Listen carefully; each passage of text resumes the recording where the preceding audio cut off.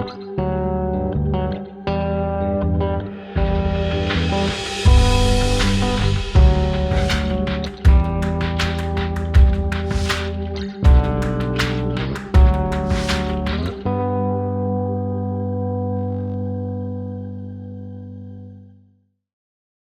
know, technology is great when it works, isn't it?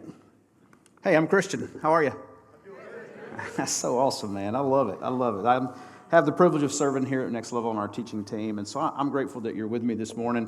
Pastor Clay is on a study break this summer, so continue to pray for him as he gets ready to lead us in the fall, and we're super excited about that. We just spent about 8 weeks looking at the way of Jesus, like how to follow Jesus, what that practically looks like, what that means to follow Jesus. And we're kind of moving into a new series this morning called Why Church? Now, listen, I don't want you to feel guilty about some of the things that I'm about to say. You're like, great. He leads off with don't feel guilty. I feel guilty already, Christian. Cool. But I don't want you to. I just want you to hear the heart of the Scriptures and the heart of Jesus in this, okay? I want you to know that my pay and my life and everything is not contingent upon your attendance here. Okay? I'm just a guy who gets to serve and love on his church family. But what happens when we don't gather as the church is that you're affected. It does affect you. It does negatively impact you when we don't gather.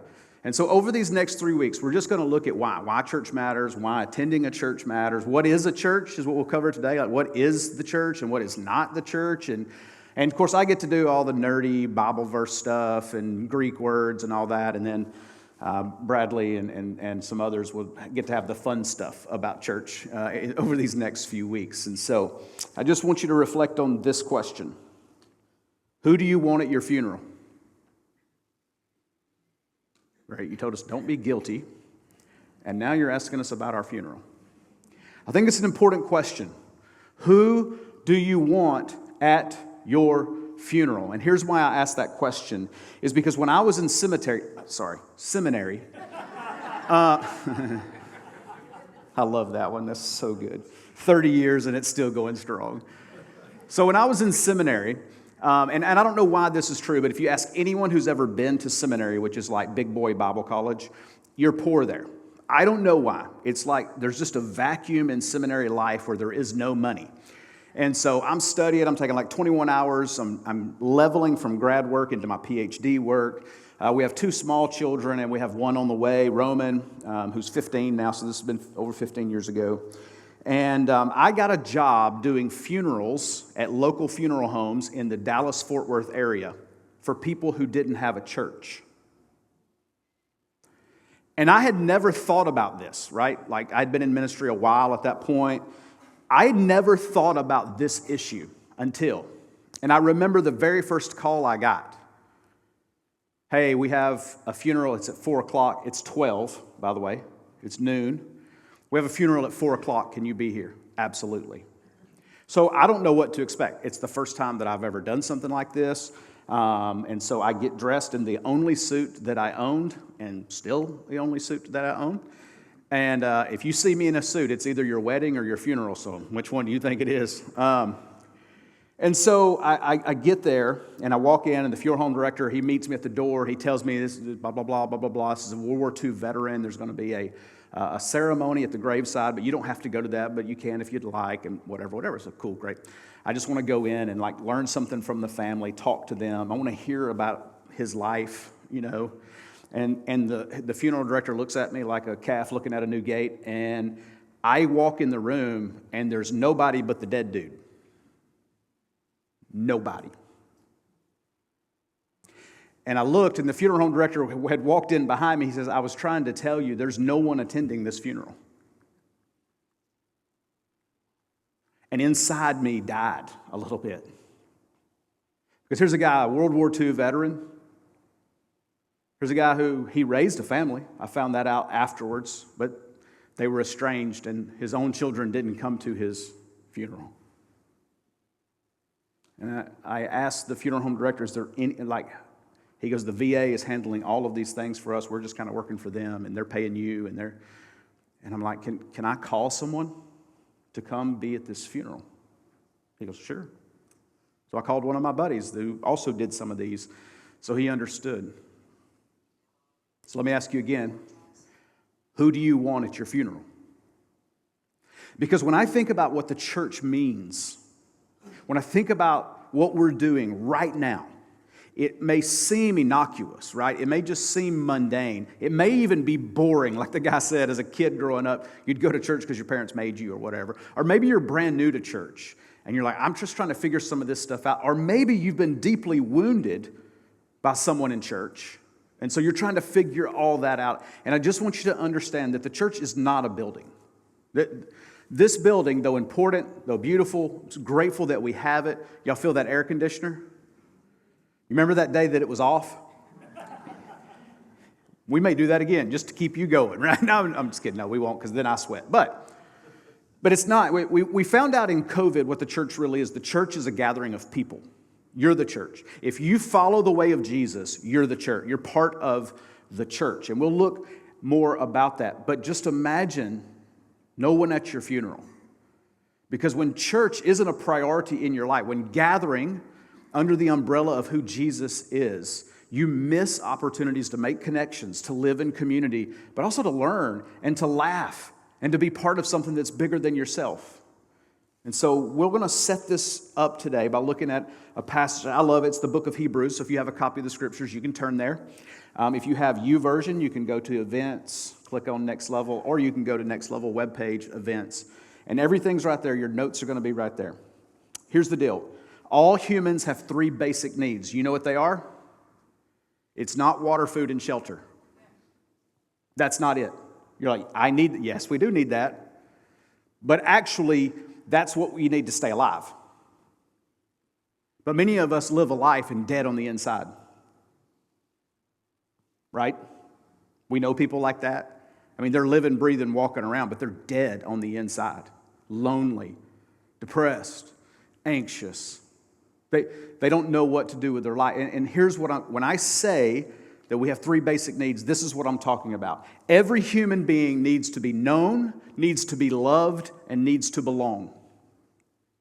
You need that. You may not know that. Hopefully by the end of this you will understand. But I think intuitively we know that we want someone to know our name, right? Think about it. When you're with a customer service, right? When you're in those, that's for those of you who are younger, that's back when people used to help you with stuff.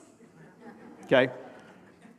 And so when you're with a customer service rep and they say, ma'am or sir or whatever, or they say, hey, Christian, oh, you said my name. You see that? Like, we don't think about it, but when you do think about it, you go, well, yeah, I would prefer somebody call me my name. Which, by the name, I didn't even know my name till I was about 12 years old.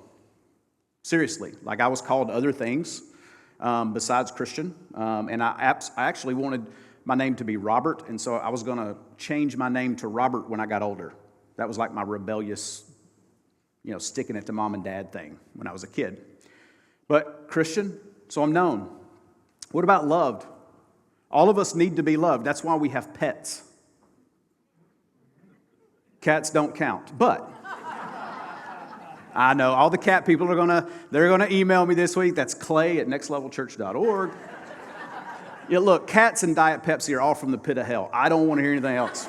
Okay? Drink Coke Zero and own a dog. But we need to be loved, right? We need something in our lives that says we're needed, we're wanted, right?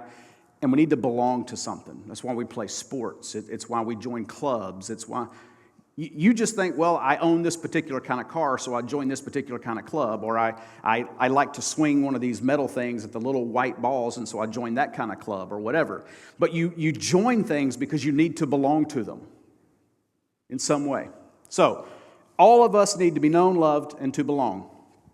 So here, to framework it and help us think through our gathering, when we're talking about being known, we want your story to be safe. We want your story to be safe. Well, my story is addiction, or my story is immorality, or my story is abandonment, or my story is depression, or my story is a health scare. My story is I was abused. My story is my life has been amazing and incredible, and I love what I'm doing right now. My story is that I've overcome so much, and now your story, whatever it is, whoever you are, wherever you've been, whatever you've done, you are welcome.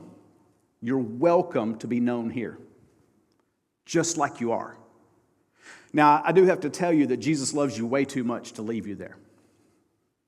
He has goals for us. He wants us to continue to look more and more like Him as we follow the way. And we'll talk about that, what that looks like. So, secondly, when we're loved, we don't have to perform. We don't have to put on a mask. When we're loved for who we are, there's this peace inside of us, like we've arrived. We're loved. So I have a 105-pound silver lab, and his name is Bayou. My wife is Cajun. You get it? Bayou. Bayou loves me. It doesn't matter what kind of day I've had. It doesn't matter what I did wrong that day. It doesn't matter if I forgot to feed him, which I don't. If you own a lab, you understand you never forget the dog is there. No matter what I've done or said that day, or even done or said to him, at the end of a day, Bayou loves me. And he'll lay right beside me. I don't have to perform. I don't have to be anything to impress him. And if we can ever land on we're loved by God, that you can't impress him. There's nothing you can do today that will make you love him love you any more or him love you any less. And so to be loved, even when we're weak, and of course to belong. We're no longer outsiders. We belong to something. We're in the inner circle. And the complexities of that when we get into a church that's this large is that our circles just get smaller. But we still have to. Circles are always better than rows. You're sitting in rows, but you got to have circles if you're actually going to live life to the fullest. You can't do it by yourself. It's impossible to do it by yourself and do it the way that God intended for you to live. And so we're needed. We're part of something. When you use your gifts, when you serve on the coffee team, you're probably blessed more than anyone else on the planet, right? Because what else do we need when we get to church but a cup of coffee? But when you use your giftedness, when you serve kids or students, or you go on a mission trip, or you give to the Levine Center so that children can get a smile on their face when they're going through awful things. You see, you're part of something bigger. You belong in that. So, Hebrews chapter 10. I love the book of Hebrews. We have no idea who wrote the book, by the way. There's tons of people who've speculated. Some say it's Luke, some say it's Paul, some say Barnabas. I don't know. There could have been a dude named Jeff, and he wrote it. I don't know. But the book of Hebrews is written to remind the Hebrew people what it means to follow the ways of Jesus. Like the whole book. It's got like a little history section of how Jesus is bigger than Abraham and bigger than Moses, and there's all this stuff. But it was to reflect as a historically, or like if your family ancestry was Jewish. Look at this, and this is now what it looks like to follow Jesus. Now that people who are not Jewish have been invited in, which we'll talk about that as the church too, because the church was birthed in this multi-ethnic environment where people from all backgrounds became one. And that was really a historical moment in history. Nothing had ever happened like that before. And so, the book of Hebrews, the writer says this: let us think of ways to motivate one another acts of love. Getting a toy for the Levine Center, that is an act of love.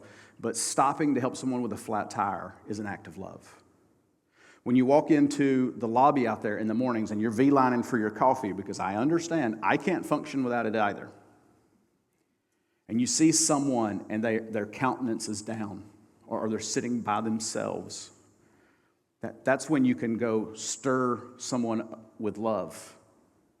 So Let's think of ways to motivate one another to acts of love and good works. Let us not neglect our meeting together. How can you encourage someone if you're not here? I'll text them. Okay, great. How many people enjoy text messages over human interaction? I know. I'm gonna raise my hand. Like, I have an iPhone. It is not for phone calls. Right? Like, you just text me. Send me a Snapchat. Whatever. Don't call me. But that's not the reality, though. We do need this. We need to be together. We need to see each other. If for nothing else that you look across and you go, hey, I'm not the only one. I'm in this with somebody. And if you're sitting here this morning and you haven't connected with anybody, I just want to encourage you that there's ways and there's availability to do that. Just ask us. But maybe if you see somebody and you don't know them this morning, you've been at Next Level for a while, you've been part of the Next Level family, maybe you see somebody new, maybe you invite them for them to not have to go find a way to connect. So we're stirring one another along, we're reminding each other, encouraging one another. Why? Because Jesus is coming back. Today. That's how I know he's not coming back today, because I just said it. Right? Like, I need one more day. No. I don't know. No one knows. Jesus said only the Father knows. Jesus didn't even know.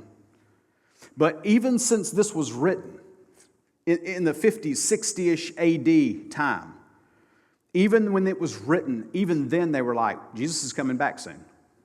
So it's perspective. How long is soon? You can live 80 years. Is that soon compared to eternity? Yeah, slightly. And so the writer of Hebrews spurs us along. Let's think of ways to encourage each other. And we do this when we gather. So why church? Because it meets those three needs, to be known, to be loved, and to belong, or at least it should. Unfortunately, as a person who served on church staffs for almost 30 years, some 250 or less churches and some 7,500 plus churches, and everything in between. I've been there. I've been in different states, in different parts of our country. I've been around the world in different churches to speak and to preach and to lead. And can I tell you, I know that not every church is safe. Remember I said there's a couple of us in here, like some of us just have church trauma? Yeah, that'd be me. And one of the things that I've learned is that Jesus didn't hurt me at all. But there's always people who hurt, because hurt people hurt people. Hurt people hurt people. Redeemed people redeem people. Smiling people make other people smile. Unless you're in New York. Nobody smiles in New York. I'm kidding. This one guy smiled. He didn't have any clothes on. He was playing a guitar. But anyway, it's a totally different thing. It's wild. So what do we do with this? I want you to frame it like this. We're just going to, very quickly, we're going to frame it like you're going to get to lunch like super early today, so you're going to be happy. So the church should be a tangible expression of an invisible reality. When Jesus came to earth, he talked about the kingdom. I'm building the kingdom. Welcome into the kingdom. Come into the kingdom. Let's talk about the kingdom. Let's preach about the kingdom. And the kingdom is what Jesus has begun to build, and it's what we will live in eternity. I know this is going to be hard, okay? And if you need to talk to me afterwards, that's fine. But when you die, heaven is not the target. Eternity is. Paradise, which is being with Jesus, is. Because it's very clear when you read the Revelation of John that there's going to be a new heaven and a new earth. And so we're going to live with Jesus in his perfect kingdom all of eternity. And that will begin when he comes back. But what about now? So we should be the tangible. It should be people can feel it and smell it and taste it and experience it. The kingdom. And when we gather, we're literally saying to a world that Jesus' people, this family, this faith family, is so important to me. It fulfills my three basic human needs, but it also fulfills other people's, because when I show up, I help others. So it's the tangible. A kid who's got cancer is going to get a toy, and it's going to make them smile, and it's going to let them know that someone loves them, and it's going to remind the parents that they're not alone. It seems insignificant until you're the kid. or you're the parent of the kid. Seeing your kids suffer is one of the worst things anyone can go through, right? And so we're tangible. We should be the people. We should be, you may have heard this said if you've been around church a while. This used to freak me out a little bit, but we should be the hands and feet of Jesus. Like we should be the Jesus that people need to see. That's the people of the way. And that's what, when we gather, it's not that this is the end of the week and we're celebrating all the things that we did, which we can do that. This is the launch pad for the rest of the week. This is day 1. Saturday's day 7. See? This is day 1. We're launching into our week, and we're going to be tangible expressions of Jesus' kingdom. Because guess what? You go around a roundabout. Y'all know me in roundabouts. Every single sermon, I'm going to use this because I still think these are evil. That right there is not, there will be no roundabouts in the kingdom. None. Flat roads are going to be smooth. It's going to be amazing. So we're tangible. So a couple of things, and this is the Greek nerdy part. So I went to seminary for a reason, and here it is. So in the New Testament, in the Old Testament, God's building a people, the people of Israel. He tells Abram, hey, you're going to have a son, and through him, there's going to be this whole lineage of people who come into the kingdom of God, and this is going to be incredible. And so all of those things. Well, when we get to the New Testament, after Jesus is killed and he's buried, he's resurrected, and now he's ascended. And so then his disciples, those first followers of the way, they launch out on building the kingdom, right? And we're still in that ripple. We're still in it. We're out here building the kingdom. But it's interesting that the New Testament writers, particularly Paul, used very known thoughts, very known gatherings, very known parts of society to explain what the church is. I mean, so here it is. And our Greek teacher is here today, so I'm nervous already. So the ecclesia. The ecclesia is basically a called out assembly. Do you know what could have been an ecclesia back in the Bible days? It could have been people getting together to watch a play, which they did that a lot. They had dramas, right? They would put on these plays.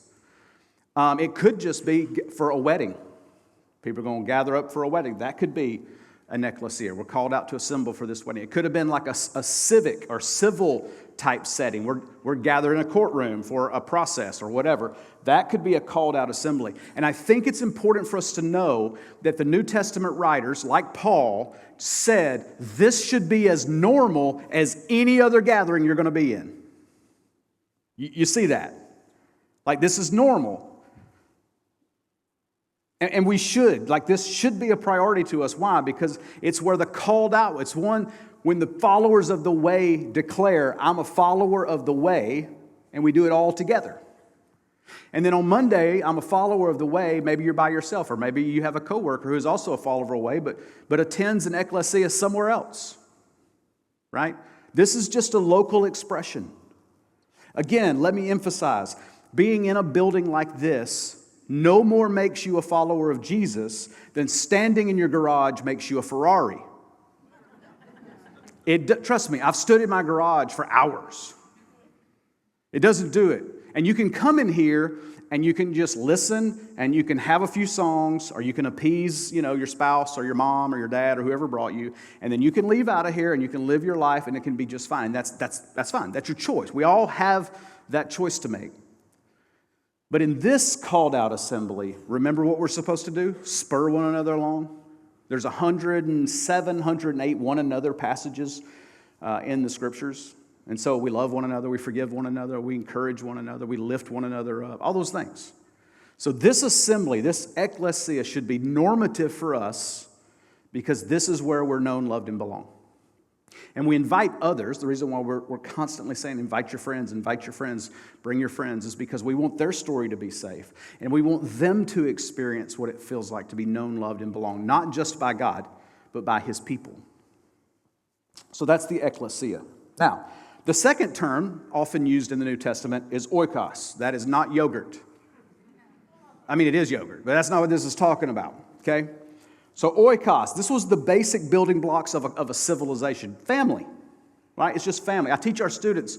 This last semester, I taught students on Wednesday nights. Man, and can I tell you, our students are so awesome, man. They're awesome. Like, the future is looking good, right? Because of these teenagers that we have. But I kept telling them that we're an oikos. We're a family. Now we don't replace your family unit, but maybe we need to, right? Some of us don't have good family environments. Some of us, our kind of heritage isn't good. I've told you before that I don't really have spiritual heritage. And so I don't have like generations of people to talk to about faith and about what it means to follow after Jesus. So I needed an oik. I needed a spiritual family to help me with it. And that may be your story, and that's okay. It's good. That's why it's here. For some of you, you had a great family. Your mom and dad, taught you about Jesus. Your grandparents taught you about Jesus, and you've known Jesus. And now you're here with your family, helping your kids and grandkids know Jesus. And those are great because sometimes, even if you're with a good family unit, that other people need to see what a good family unit looks like because we haven't seen that. You see that, right? It's oikos. So we're a called out assembly. Who called us out? Jesus. He called us out, set us apart. You're followers of the way. And we become an oikos. We become a family. We become a building block of society. Can I just gut level honest with you? You can't legislate against evil. You can make as many laws as you want, and guess what? We're going to break them. You know those little signs on the side of the road? They're typically white, and they have these black numbers on them. And they say 85, they say 70. That's a rule. That's not a suggestion. You're like, hey, it's just speedy. They give you 5 miles an hour over. That's what my kids tell me. Like, Dad, they give you 5 miles an hour. I'm like, they don't have to. So it's not about that we can pass laws in our land or do the things that'll make the kingdom expand. But as kingdom people, we should be involved in all the things of civility. We should be involved in our communities. We should be on the HOA board, which God bless you if you're on the HOA board. And I hope you're not in my neighborhood because you're going to hate me. But there's ways again, Sunday is for gathering together. Monday through Saturday is for us to scatter as the oikos, to scatter as the ecclesia. And then on Sundays, we come together and we worship Jesus. And that's the way it should be. So when the writer of Hebrews, I'm going to read it again. It's so, let us think of ways to motivate one another to acts of love and good works. Just look at the person next to you and go, hey, let's do something good and loving this week. Go ahead. I can't hear you. You got to be louder than that. Hey, let's do something good and loving this week. Look, for some of you, especially for you husbands, it's probably like taking out the trash, like do the things you're supposed to do. For you ladies, you probably need a spa day because guess what? We don't take out the trash when we're supposed to, and we can't live without you. And so, yeah, you just go take you a spa day. Have at it, whatever. But it's not just that. It's buying a toy and putting it in for the Levine Center. It's giving. It's serving. We had people up here at the church yesterday working on cars for single moms and working on our buildings for our children on a Saturday. Why? They're just doing a good act of love and service. That's it. It's like, I love this oikos, and I love this ecclesia, and I'm a part of it, and I want to make it better. I want to help it. I want to serve. And when we do that, man, great things begin to happen. So, the church isn't just another gathering. It's literally a preview of the kingdom of God. And I know that's where our hearts become conflicted. Because some of us don't feel that in these gatherings, right? Sometimes we're just singing songs because they're words and somebody's playing music. And then some of us don't sing at all because I'm not a very good singer. Or I don't know these songs. Or I get it. But this is what Jesus intended for us when he said gather. When he said let's go. When the New Testament writers said, hey, get together on this first day of the week and celebrate the resurrection of Jesus and get ready to go be the kingdom people out in the world. Wherever you go. A few weeks ago, we talked about your mission field. It's wherever your feet are. So if you're a doctor, then that's your mission field. If you're a teacher, that's your mission field. you're a finance, an accountant, that's your mission field. If you're a lawyer, we're praying for you. That's your mission field, right? So, when the church gathers, the kingdom becomes visible. So when we gather, here's what we should experience: healing, forgiveness, unity, worship, and justice. That's the people we should be. Right? But Christian, I don't have the gift of healing. Me neither. But sometimes a kind word heals a wound, or a hug, or a handshake. Healing comes in a lot of different ways, but this should be the place where you experience healing. What about forgiveness? Well, Christian, now I'm not Jesus. I can't forgive like that. Well, that's your choice. But ultimately, forgiving another human being for wronging us, that's the way that we live life to the fullest. And so sometimes when we're in here, we get reminded, I should probably forgive him for not taking out the trash this week. I should probably forgive her for whatever. Ladies, you rarely do anything wrong, so I don't know what to say on that one. Sorry. Unity. Wait a minute. What do you mean unity? I'm part of this political party, or I'm a Chevy man, or I like baseball, not football, or I'm a cat person, God forbid, over a dog. That's not what we're unifying. We're unifying around the person of Jesus, who says no matter where you've been, no matter what you've done, no matter what color your skin is, no matter what language you speak, no matter what sins you've committed, no matter what you're doing right now, currently, you can belong here. Unity around Jesus. That's what we experience here. And so often, sometimes Sundays become divisive, over the last few years especially. But this is the place where we should be unified. Worship isn't just singing the songs, by the way. I mean, it's part of it, but that's not everything. All right, so what are we going to do this week? It's very simple. Nothing magic about it. Nothing spectacular. I just want you to bow your head and close your eyes. The band's going to come out in just a moment. We're going to sing a song. As your eyes are closed, I just want you to think, who in this room will attend your funeral? Earlier, I just asked you who would attend your funeral in general, but I'm going to ask you a specific in this room. It's unrealistic to say everybody. But I think it takes 6 people to be a pallbearer, you know? And I just want you to take the summer. The summer's a great time to do this, by the way. I just want you to take this summer and just reflect every Sunday on why you're here, the people that are here, speaking to people that are here, meeting people who are here. Share a cup of coffee, share a smile, ask questions. Man, we've lost curiosity. To move from consumers to servants. Is this church service for us? I think in a way, yeah. I do. But I think it's way bigger than that. So Jesus, help us to be the tangible expression, the real, the meat and potatoes of the kingdom right here on Sunday, and then we disperse and we take that kingdom momentum with us everywhere we're going to go this week, into every conversation we're going to have this week, into every scenario that we'll face this week. Why? Because we're the called out people.